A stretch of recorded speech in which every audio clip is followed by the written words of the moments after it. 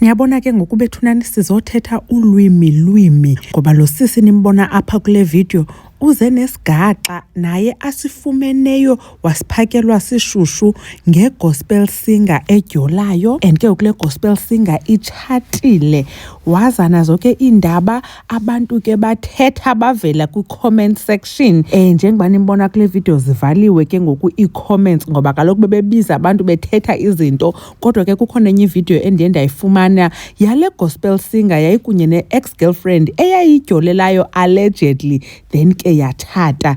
Abantu bayaqhubekeka ke ngoku izinto ebebezithetha apha ukubonisa ukuthi bayayazi le gospel singer kuthethwa ngayo. Khani mamela usisi ke lo and then sawubuya siyiqukumbele ivideo. Webangani bami nizongibophisa nizongifaka ejele ngizoboshwa. Sekuvele linge manje i-complaint lana liyangena manje galakada phansi ngomunye ke manje kuthiwa umfana uyachitha.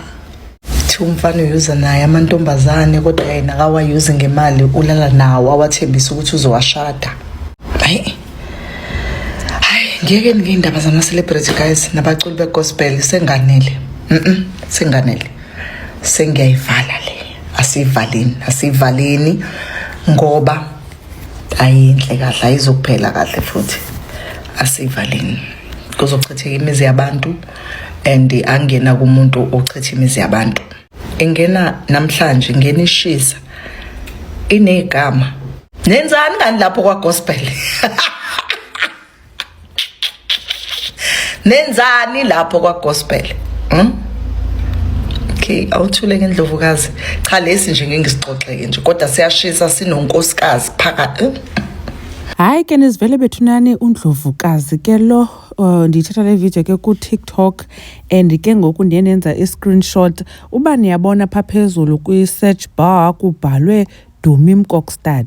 Uba niyajonga nasezantsi kubhalwe Dumi Mkokstad's wife crying video. So uTikTok was able to pick up abantu babhizi bathetha ngoDumi Mkokstad, so hence ke ngoku efake even ezazinto uye wazivala ke i-comments but ke before azivala i-comments abantu besebonile kwi-comment section abantu bethetha besithi nguDumi Mkokstad and then ke ngoku yena naye nemva ba uthi hey akafuna ubanjwa sizawubanjwa. So it's all alleged bethunani ngabantu ke baye bacinga banguDumi Mkokstad lo athetha ngaye ewe zininzi i-gospel artists ezitshatileyo ngoba uyatsho ba i-involve nonkosikazi and nyani ke kangalibize igama kodwa abantu babaleke bayo nguDumi Mkokstad. Ningayazi ke noba kukhona into abayaziyo thina esingayaziyo ngoDumi Mkokstad.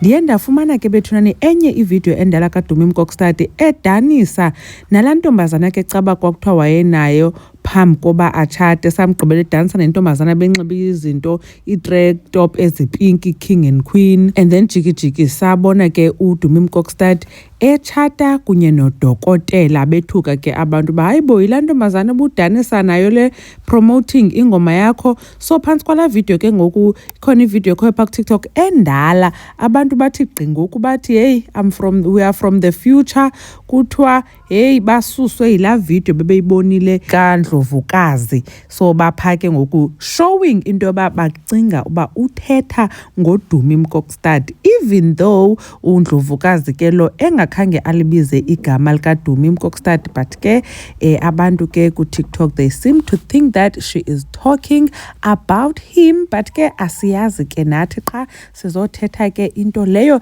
ithethwa ngabantu on TikTok.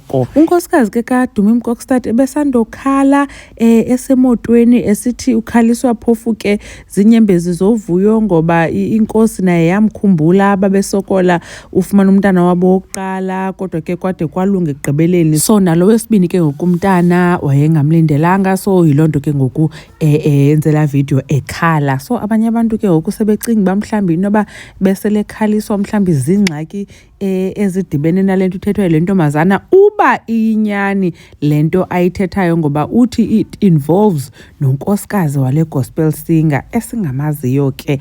Anyways bethuna nenkosi kakhulu ngothi nibukele le video khani nitsho ke ninake banicinga ntoni ngayo yonke lento. Umam Mgobhozi uyanibona ku video elandelayo. Bye.